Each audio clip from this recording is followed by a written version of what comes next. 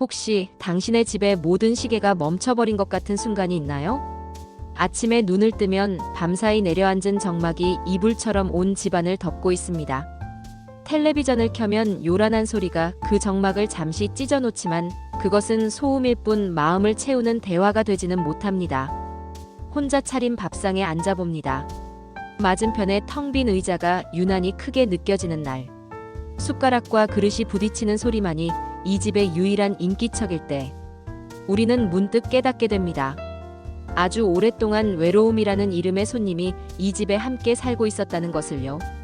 우리는 그 손님이 불편하고 싫었습니다. 그래서 애써 무시하려 했지요. 하루 종일 텔레비전 채널을 돌리고 의미 없이 창밖을 내다보기도 합니다. 하지만 사실 우리는 알고 있습니다. 이 모든 행동이 그 불편한 손님에게서 잠시라도 시선을 돌리기 위한 노력이라는 것을요. 밖에 나가서 사람들을 좀 만나봐. 주변 사람들은 쉽게 말하지만 그게 어디 쉬운 일인가요?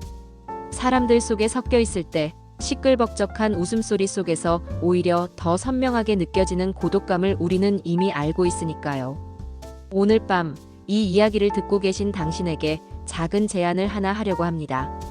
그렇게 애써 외면해왔던 당신의 그 조용한 친구, 외로움에게 아주 조심스럽게 말을 한번 걸어보는 건 어떨까요? 어쩌면 외로움은 우리를 괴롭히기 위해 찾아온 불청객이 아닐지도 모릅니다. 오히려 우리에게 아주 중요한 말을 건네기 위해 오랫동안 곁을 맴돌고 있었던 오래된 친구일지도 모릅니다. 이제 당신 자신을 좀 돌봐주세요 하고 말이죠. 오늘 밤 당신의 그 조용한 친구는 어떤 이야기를 하고 있나요? 첫 번째 대화를 시작해 볼까요? 거창한 것은 아닙니다. 당신의 외로움이 이것만은 꼭 해봐 하고 속삭이는 일 딱 한 가지만 찾아서 해보는 겁니다. 혹시 집안에 오랫동안 돌보지 못한 것이 있나요? 베란다 구석에서 목말라 하는 화분일 수도 있고 먼지 쌓인 액자 속 빛바랜 사진일 수도 있습니다. 읽다 만책에 접혀진 페이지일 수도 있겠지요. 지금 잠시 그곳으로 발걸음을 옮겨보는 겁니다. 말라가는 잎사귀에 물을 주고 액자의 먼지를 부드럽게 닦아내고 책갈피를 넘겨 다음 문장을 읽어보는 겁니다. 아주 사소한 행동이지만 이 작은 움직임은 멈춰있던 당신의 시간에 작은 파문을 일으킵니다. 무언가를 돌본다는 행위는 나 자신을 돌보는 첫걸음이 되어줄 테니까요. 자, 이제 두 번째 대화를 나눠볼까요? 이번에는 집 밖으로 잠시 나가보는 겁니다. 목적지 없이 딱 10분만 걸어보는 겁니다. 걷는 동안에는 아무 생각도 하지 마시고 오직 세상의 소리들에만 귀를 기울여 보세요. 바람이 나뭇잎을 스치는 소리, 멀리서 들려오는 아이들의 웃음소리, 동네 가게에서 흘러나오는 낡은 유행가. 늘 듣던 소리였지만 오늘은 마치 처음 듣는 소리처럼 온전히 느껴보는 겁니다. 이것은 누군가와 어울리기 위한 발걸음이 아닙니다. 세상이 여전히 이렇게 살아 움직이고 있다는 것을, 그리고 나 또한 그 살아있는 세상의 일부라는 것을 조용히 확인하는 시간입니다. 걷다 보면 시끌벅적한 시장의 활기가 싫지만은 않게 느껴질 수도 있습니다. 그 온기가 그리웠다는 것을 깨닫게 될지도 모르죠. 세 번째 대화는 조금 더 깊은 곳으로 들어가 봅니다. 바로 잊고 있던 나를 찾아보는 시간입니다. 우리는 오랫동안 누군가의 남편, 아내, 아버지, 어머니, 그리고 사회의 구성원으로 살아왔습니다. 하지만 그 모든 이름표를 잠시 내려놓았을 때 그 안에 있는 진짜 나는 무엇을 좋아했었나요? 젊은 시절 가슴을 뛰게 했던 것은 무엇이었습니까?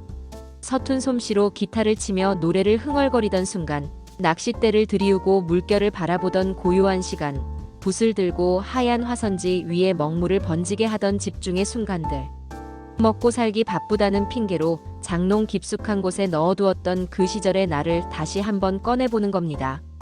그것이 낡은 만년필이든 빛바랜 악보든 오래된 등산화든 좋습니다. 처음에는 모든 것이 서툴고 어색할 겁니다. 손가락은 굳어있고 마음은 예전 같지 않겠지요. 하지만 괜찮습니다. 이것은 누구에게 보여주기 위한 것이 아닙니다. 오직 나 자신과 나누는 대화이니까요. 잊고 있던 감각이 서서히 깨어날 때 우리는 비로소 알게 됩니다. 혼자 있는 시간이 텅 빈 시간이 아니라 나로 가득 채워지는 충만한 시간이 될 수 있다는 것을요. 이 이야기를 듣고 계신 당신, 어쩌면 내일도 당신은 여전히 혼자일 겁니다. 외로움이라는 친구는 아마 쉽사리 이사를 가지 않겠지요. 하지만 이제 당신은 그 친구가 더 이상 불편하지만은 않을 겁니다. 그 조용한 친구는 우리에게 말을 걸어옵니다. 목마른 화분에 물을 주라고, 잠시 세상의 소리에 귀 기울여 보라고, 그리고 무엇보다 잊고 있던 당신 자신을 다시 만나보라고 말입니다. 외로움은 이제 당신을 고립시키는 벽이 아니라 당신 자신과 가장 깊은 대화를 나눌 수 있는 투명한 창문이 되어줄 것입니다. 그 창문을 통해 우리는 이전에는 미처 보지 못했던 세상의 아름다움을, 그리고 내 안에 숨겨져 있던 새로운 나를 발견하게 될 테니까요.